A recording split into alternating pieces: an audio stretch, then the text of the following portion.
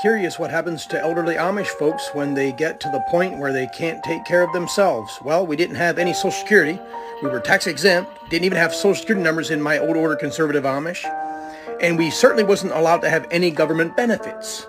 So when they got old enough to where they could not care for themselves, the youngest child always took over the farm and got married and had a slew of kids.